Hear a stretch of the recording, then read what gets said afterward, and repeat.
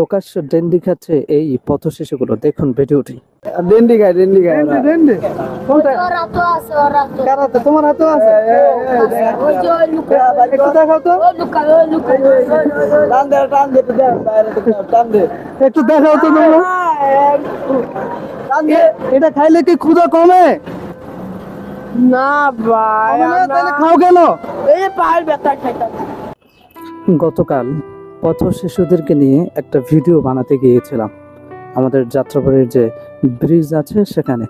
তো যাওয়ার পরে দেখতেছি যে কিছু রাস্তার পথ শিশু তারা বসে আছে এবং তাদের হাতে আমি কি যেন একটা দেখতে পাচ্ছিলাম।